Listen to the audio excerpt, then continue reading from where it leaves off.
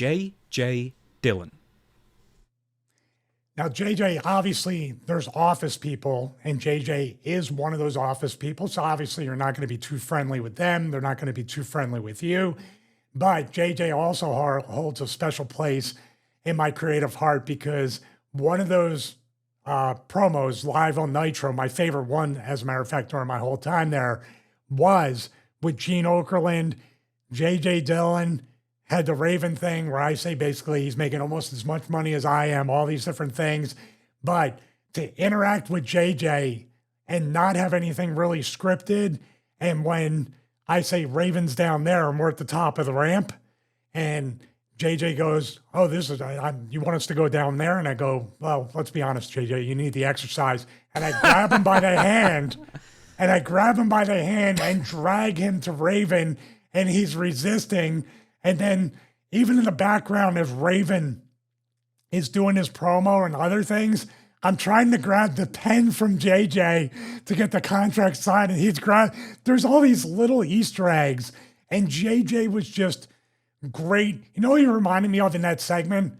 Like Leslie Nielsen in the Naked Gun or the Police Squad series, where he's totally straight, but it's comical when you really look at it.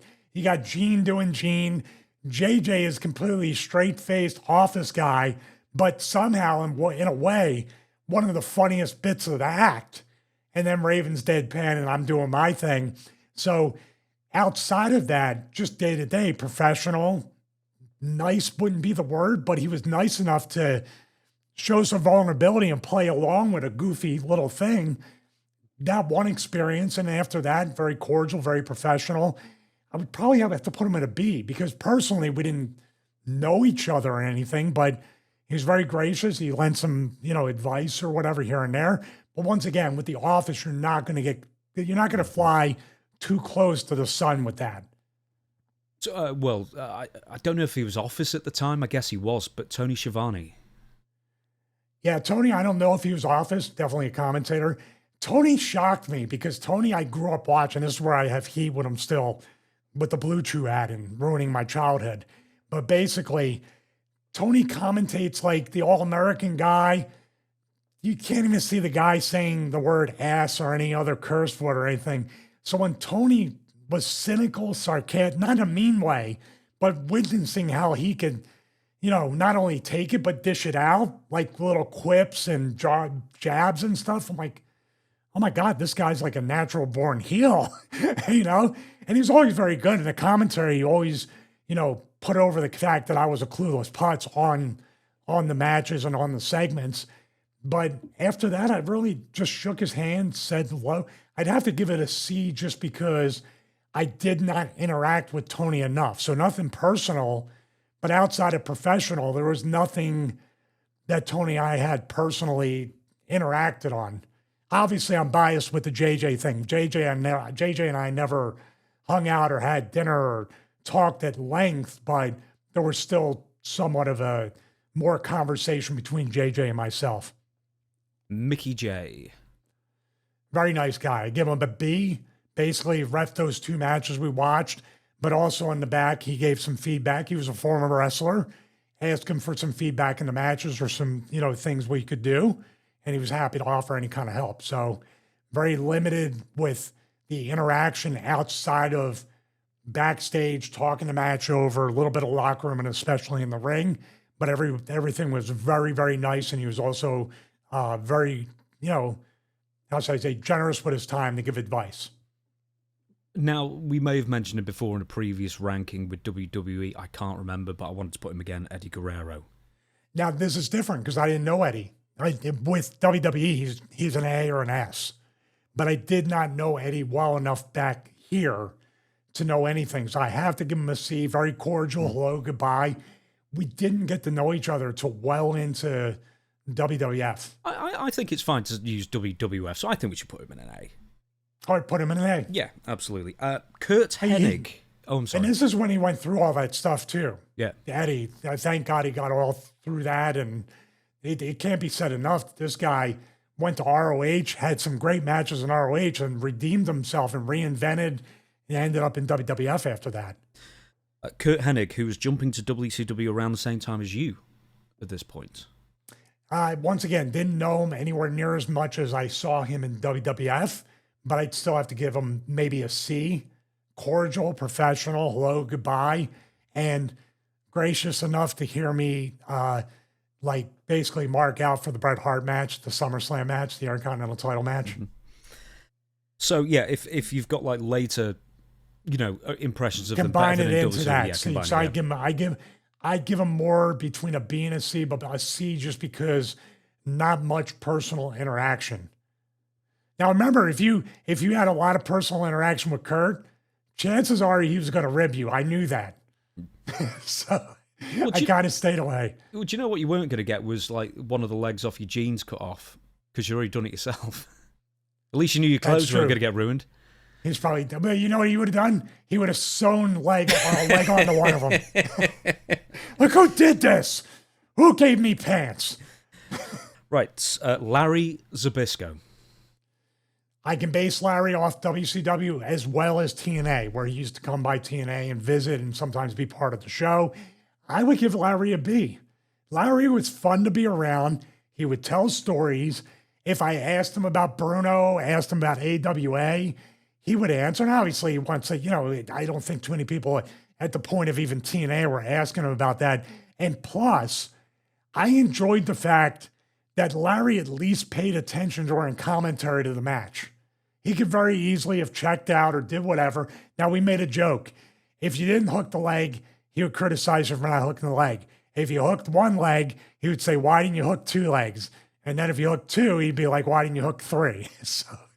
But I enjoyed that. And Larry's, I don't know. I never had to work Larry or do anything. And this was during the time, I believe, he and Scott Hall had a big thing going on. That's why when I shoved Tenay, Scott Hall would come up to me and say, dude, I'm doing a big angle with Zbyszko. Please don't do that again. But Larry was very great. And as a matter of fact, after that happened with Tenay, not only did I say I was sorry to Scott Hall, I apologized to Larry. And I think that kind of let Larry know, okay, this kid respects the business to some extent. Prince Iaukea. I have to give him a B just because more personal conversations backstage. We were kind of on the same level with what we were doing. And this is well before he became, what was he? The artist formerly known as thing, and all that. Yeah, he was basically Prince Iaukea. Seemed to be a very nice guy. We would talk about things outside of wrestling. We weren't friends, but we were friendly in the locker room, and that was fine. So, C's more like professional, very courteous, but no personal conversations at all. So, or you didn't have a funny comedy segment as a legend like J.J. Dillon. Squire Dave Taylor, which I always loved that nickname as well, Squire Dave Taylor. I did not have many personal interactions with him until after WCW and found out how incredibly funny and entertaining and his big boisterous personality and everything. So I would give him a B. And he's a heel in a way where you want him to kind of bury you, because even when he dresses you down, it feels so proper. It's a British accent. Even when he's just telling you how worthless you are, it's like, wow, I feel like he's giving me a compliment. I'm adding names on as well to the end of this, so I'm sorry. There's going to be more that you're not prepared for. Scott Hall. Now, you've been WCW with him. I know he was in ECW when you weren't there, but he was in WWE for a few months when you were on Raw at the same time. You even worked with him on the indies and I guess maybe conventions as well. So sort of combine all those. Because obviously last week you told the story about Scott. He was really winding you up to the point that you were about to have an angina attack, that Kevin Nash was, going to grip you, and obviously it was all, in good fun. The anxiety attack or the heart attack or whatever it might be was strictly the anticipation of, I just want to talk to Kevin. It wasn't like, I'm going to avoid Kevin for the next 2 years. We're going to bump into each other. I just wanted to get it over with. And he did not. So Scott Hall. Yeah. Okay. Two different ratings on Scott Hall. As with most of the people in wrestling, when it comes down to this, one-on-one, he's a B.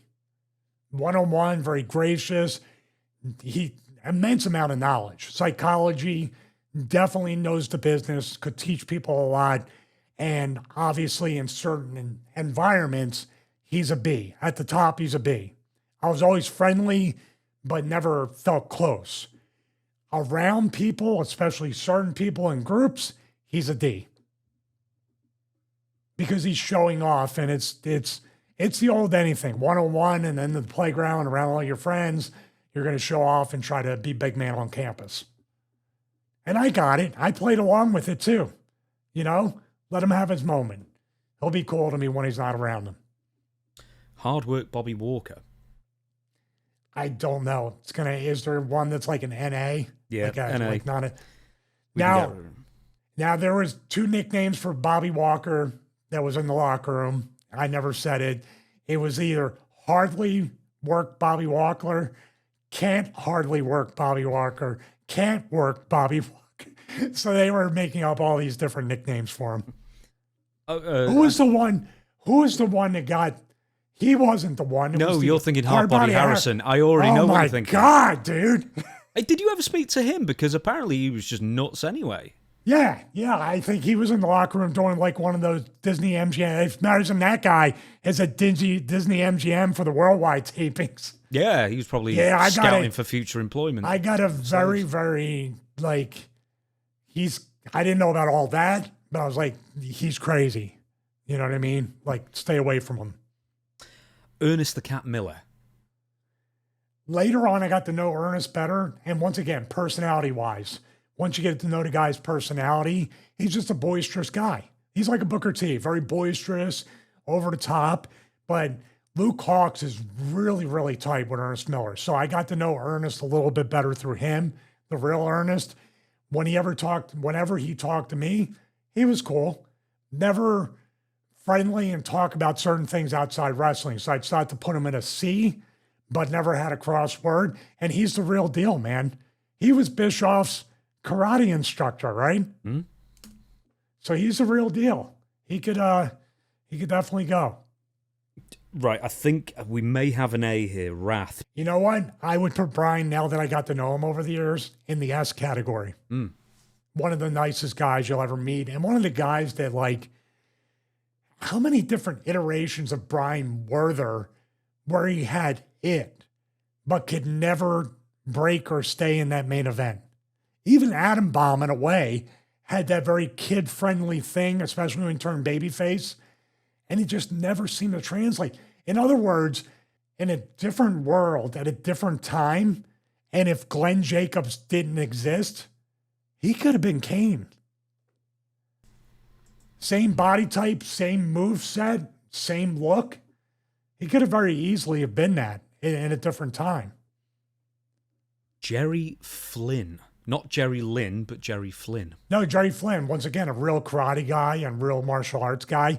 Super nice guy. Did I have one match with him on Worldwide? I think I did. Not that I can find in your match. Well, you're not going to find a video because they got rid of all that. But yeah. Jerry was really nice. We had some interaction and conversations outside wrestling, so I kind of would have put him in B. My category is obviously D, someone that's not nice.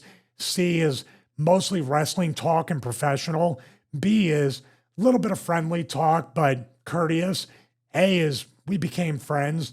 And S is probably like above and beyond nice. And that's definitely Brian. So I put Jerry in the C. In a C. Steve McMichael, the dearly parted Steve McMichael, who passed away recently. Yeah, rest in peace. Although he was a pretty wild dude back then in WCW. I remember him coming up to me in a bar. I was trying to get food because I wanted to get the heck out of there. And for some reason, Steve, when he greeted certain people, would bite them. And I was one of those people he would bite on the shoulder.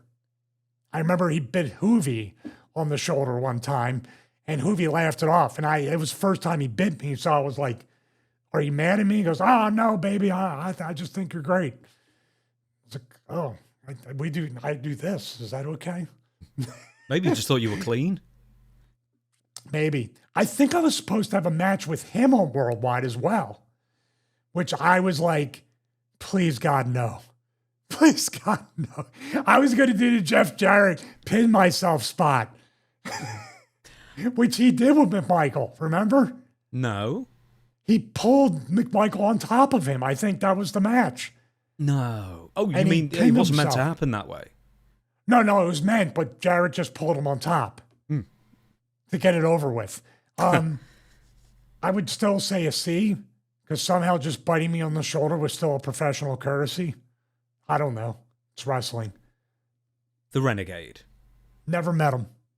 You were on cards with him, a couple of cards with him. That's where I got his name. He was somewhere separate. I would have remembered meeting him just for the fact of, obviously, urban legend. Even at that time, he's imitating the Ultimate Warrior. So I never got to know him. But man, he was in a really tough spot, man. And it definitely, from what people who knew him said, weighed him down to try to live up to that back then. And like I said, other things. You look at it 20, 30, 25, 30 years later, and you're like, well, why did he do it? It was just right. Back then, it was so much different. Things did kill your career or never launched him off the ground.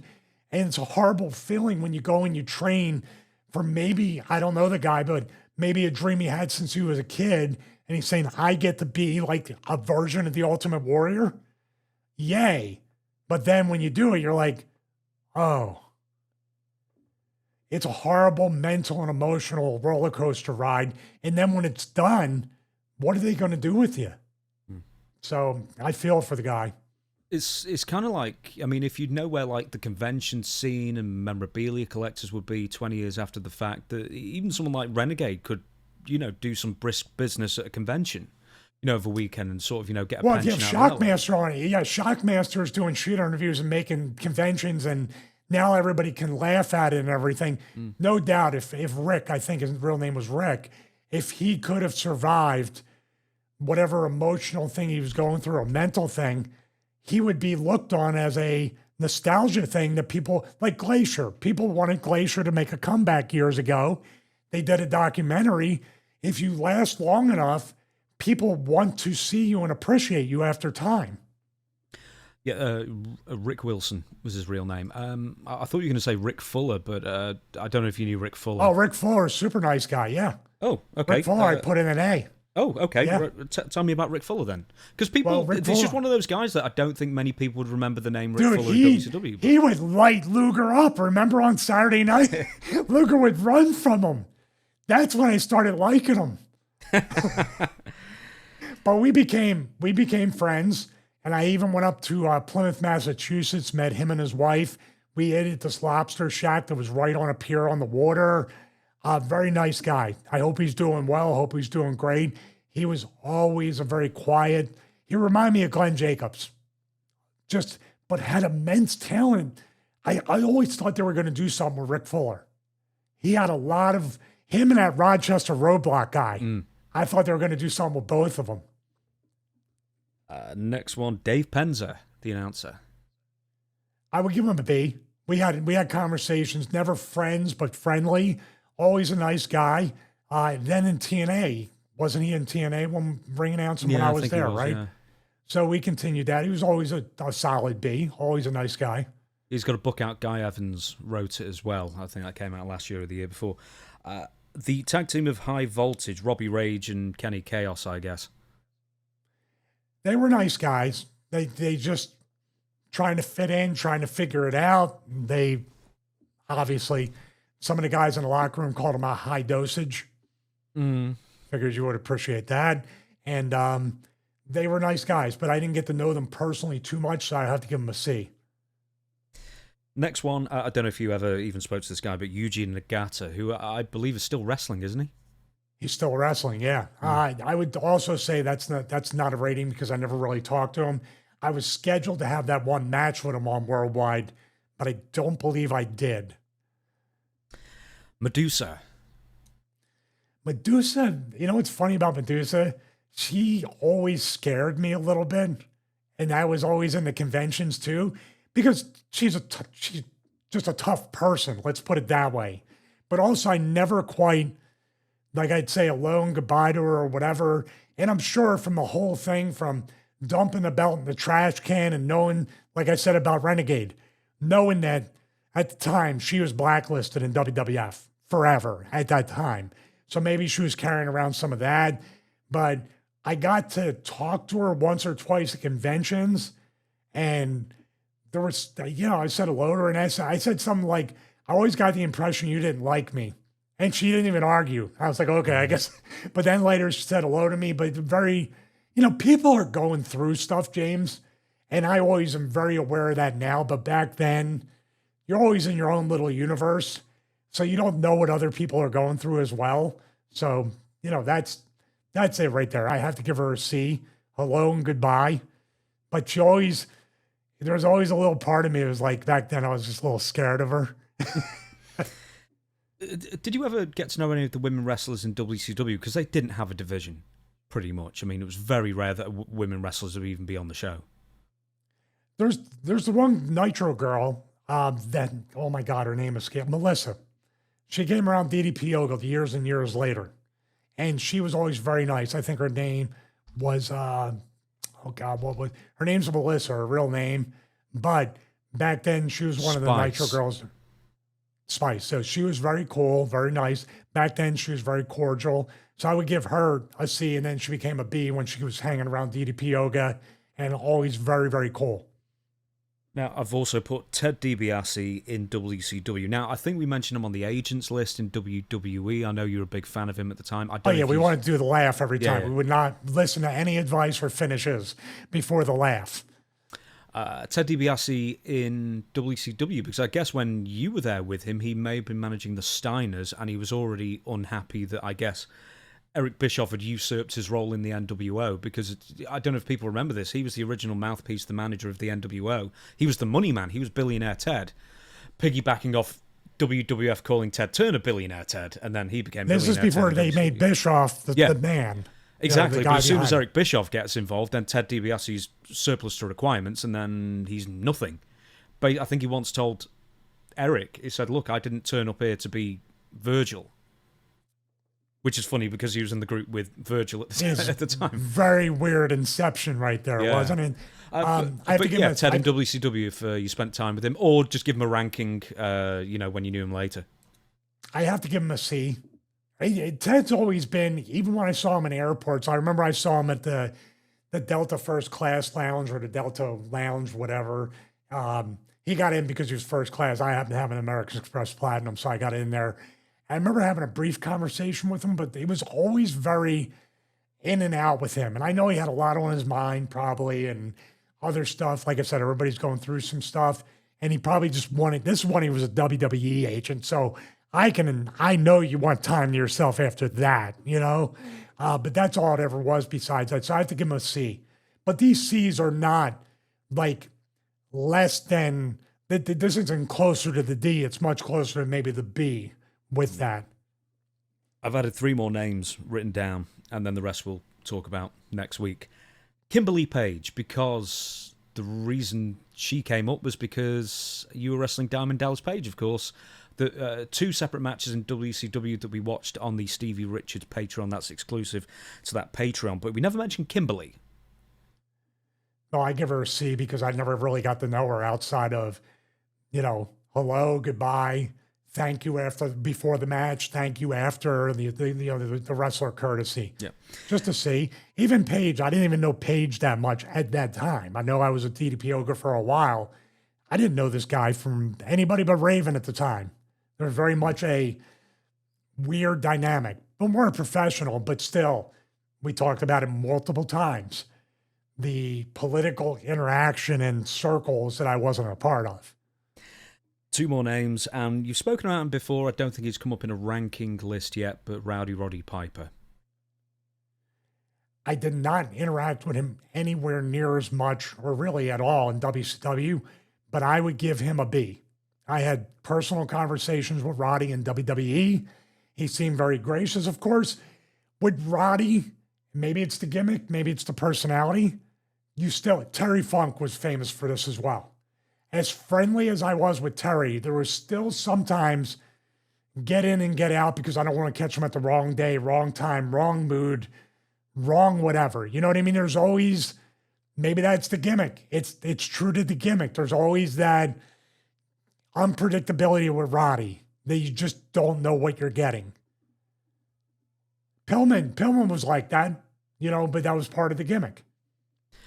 And the last name I've got on this list, supposedly the nicest guy in wrestling history, Earl Bobby Eaton. Oh, yeah. Yeah, nice. Super nice. Hey, his famous words, when he did speak, hey, don't talk, can't get heat. I was like, wow, that stuck with me. That stuck with me. Did I listen? Not all the time, but it stuck with me. So, yeah, he's right up there. He's an A. Rest in peace, Bobby Eaton.